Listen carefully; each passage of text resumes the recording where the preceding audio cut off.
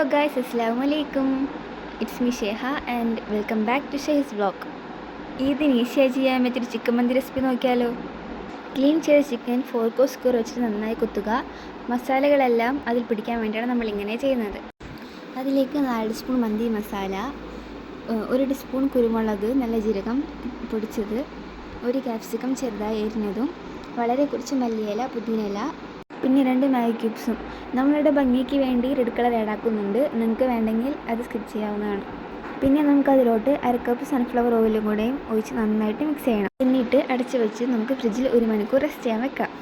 നമുക്ക് റൈസ് ശീലാക്കാൻ വേണ്ടി 1 കിലോ സെല്ല ബസ്മതി റൈസാണ് എടുത്തേക്കുന്നത്. അത് വെള്ളത്തിൽ കുതിർത്തി 1 മണിക്കൂർ വെക്കുക. ഫ്രിഡ്ജിൽ നിന്നെടുത്ത ചിക്കൻ 2-3 മിനിറ്റ് ഗ്യാസ് സ്റ്റോപ്പിൽ വെച്ച് ഹൈ ഫ്ലെയിമിൽ വേവിക്കുക. അതിനുശേഷം നമ്മൾ ചിക്കനിലോട്ട് 1 ടേബിൾ സ്പൂൺ വിനെഗർ ഒഴിച്ച് മീഡിയം ഫ്ലെയിമിലിട്ട് 10 മിനിറ്റ് അടച്ചു വെച്ച് വേവിക്കുക.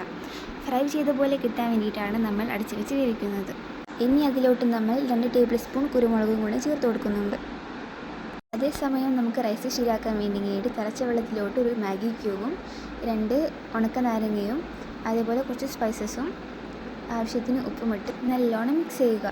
നമുക്ക് ചിക്കനെല്ലാം മറിച്ചിട്ട് ഒന്നും കൂടെ 10 മിനിറ്റ് അടച്ചു വെച്ച് വേവിക്കുക. ഇനി നമ്മൾ തിളച്ച വെള്ളത്തിലോട്ട് ഒരിത്തിരി ഓയിലും അതേപോലെ നേരത്തെ കഴുകി വാരി വെച്ച് നമ്മുടെ സെല്ല ബസ്മതി റൈസും 10 മിനിറ്റ് ഇട്ട് വേവിക്കുക. 10 മിനിറ്റിന് ശേഷം നമ്മൾ നേരത്തെ മറിച്ചിട്ട് ചിക്കൻ ഒന്നും കൂടെ മറിച്ചിട്ട് 10 മിനിറ്റ് വീണ്ടും വേവിക്കുക. അപ്പോൾ നമ്മുടെ ചിക്കൻ ഇവിടെ റെഡി ആയിട്ടുണ്ട്. ഇനി നമുക്ക് നമ്മുടെ ചിക്കനിൽ നിന്ന് ഒരിത്തിരി ഓയിലെടുത്ത് വേറെ ബൗളിലേക്ക് മാറ്റി വെക്കണം. നമ്മൾ 10 മിനിറ്റ് വേവിച്ചെടുത്ത അരി വേറെ പാത്രത്തിലേക്ക് ഊറ്റി മാറ്റി വെക്കുക. ചിക്കൻ നമ്മളൊരു 25 മിനിറ്റോളം ഇട്ട് വേവിച്ചിട്ടുണ്ട്. ഇനി നമുക്ക് ചിക്കൻ്റെ മുകളിലോട്ട് നല്ല ചൂടുള്ള അരി ഇട്ട് കൊടുക്കുക. പിന്നെ നമ്മൾ നേരത്തെ ചിക്കനിൽ നിന്ന് മാറ്റി വെച്ച് ഓയിൽ അതിന് മുകളിൽ ഒഴിച്ച് കൊടുക്കുക. അതുപോലെ 5 പച്ചമുളകും ഇതേപോലെ കുത്തി വെച്ച് കൊടുക്കണം. ഇനി നമ്മൾ അതിലേക്ക് റെഡ് കളർ ഫുഡ് കളറാണ് ആഡ് ചെയ്യുന്നത്. ഇത് തികച്ചും ഓപ്ഷണലാണ്, നിങ്ങൾക്ക് വേണമെന്നുണ്ടെങ്കിൽ മാത്രം ഒഴിച്ചാൽ മതി. ഇനി നമ്മളതിലേക്ക് മഞ്ഞൾപ്പൊടി കലക്കിയതും കൂടെ ഒഴിച്ച് കൊടുക്കുന്നുണ്ട്.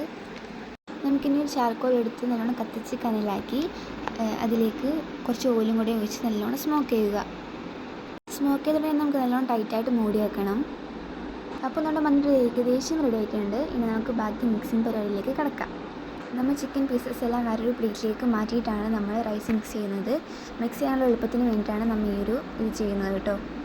ഇനി നമ്മൾ റൈസൊക്കെ നന്നായിട്ട് മിക്സ് ചെയ്ത് കൊടുക്കുക. അപ്പോൾ നമ്മുടെ മന്തിയുടെ സെറ്റ് ആയിട്ടുണ്ട്. ഇനി നമുക്ക് നമ്മൾ നേരത്തെ മാറ്റി വെച്ച ചിക്കൻ പീസസും മുകളിലൊന്ന് ഇട്ട് കൊടുക്കുന്നുണ്ട്. ഇതിൻ്റെ കൂടെ കഴിക്കാൻ വേണ്ടി നമ്മൾ മയോണീസും തക്കാളി ചമ്മന്തിയും ഉണ്ടാക്കിയിട്ടുണ്ട്. ഉണ്ടാക്കാൻ വളരെ സിമ്പിളും അതേപോലെ തന്നെ നല്ല ടേസ്റ്റിയുമായിട്ടുള്ള മന്തി റെഡി ആയിട്ടുണ്ട് കേട്ടോ.